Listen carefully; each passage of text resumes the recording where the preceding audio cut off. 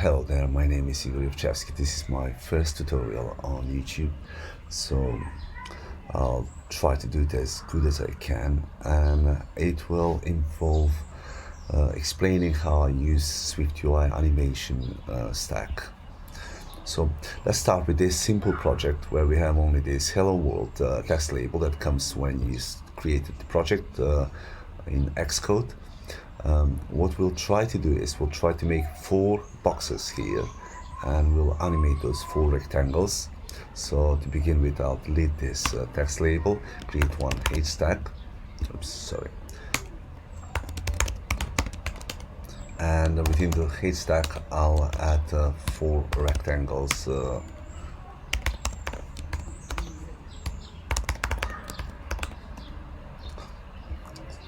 So we have one rectangle, and we'll just copy this rectangle 4 times. As you can see, we have these 4 black rectangles, and what we'll try to do is we'll try to fade them in from the left to the right. So the first one will fade in, and then the second one will follow, and the third one will show, and it will be a smooth transition that will open up these 4 rectangles. So in order to do this, we'll have to fade in or animate the change in opacity on the rectangles. And the way how we do this is we could do that inline by going and doing it like this. We can do this like opacity, and we can provide some state variable here for this, like ref1 faded. Let's say it starts with false, and then we can use this state in order to provide value for the opacity. So if it's faded, it's going to be 1, and if it's not faded, it will be 0. And then we can add on this animation thing where we can say, okay, we can provide a duration of 1 second and maybe a delay of 0.2 seconds. So in this case, if we click the resume button here, we can see that the first rectangle will fade in. It's not going to fade in because we still haven't provided the where we toggle the value of the rect1 faded. So in order to do that, we can probably do that on appear here, and say, okay, rect1 faded is true. So now we'll be able to see this fading happening on the right. But it is a bit messy if you're doing it inline like this and you don't have much control of what you're doing. So the best way to deal with this, especially when it's all like where you have these values of delay and duration passed on from other places, the best way to do this is to create your own modifier, view modifier.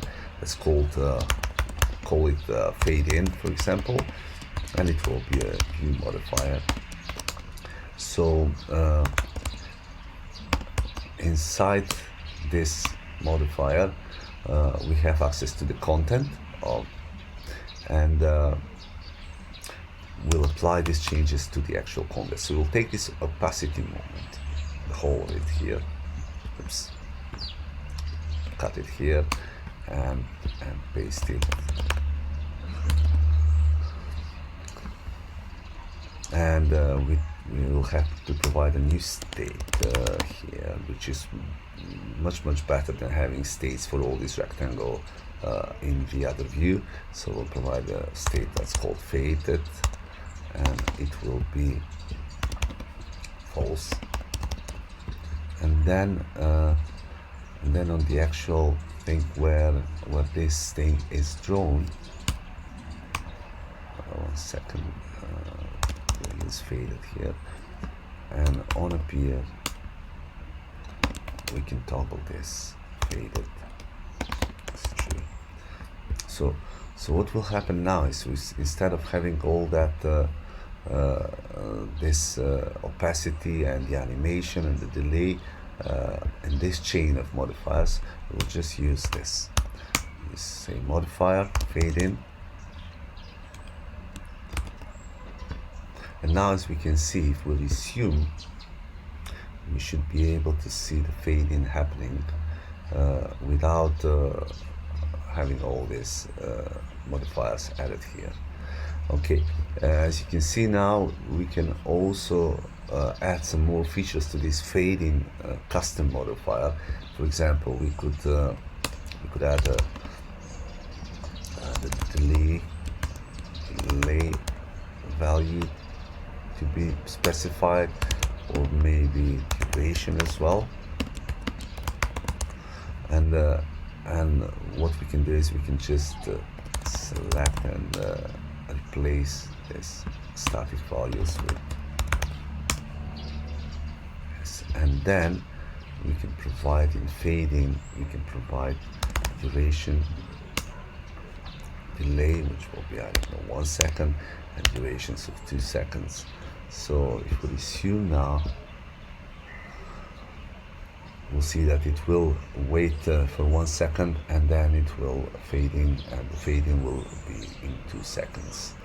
As you can see, this is extremely useful, because now what's happening, if we take this modifier like this, and if we add this to the other rectangles, and if we make, let's say, a different delay on all of them, we can see that, you see, we have this great transition. I think it will look much better if the duration is 1 second. So let's change that. And just look at the, oops. See, it looks great. So the same way we did this fade-in thing, we could probably do another one, which is called fade-out. Just copy the whole struct. And all we need to do is just change 0 and 1 in the opacity thing, and then we can just use it in the same way as we were doing it before. We'll have a delay here, otherwise, because we have the delay of 1. Then let's say we have a delay of 3 seconds here. This will be fade out, and if I add this to the other rectangles and add a little bit more delay on how they're executed, and resume on the other end, so we can see in the simulator now.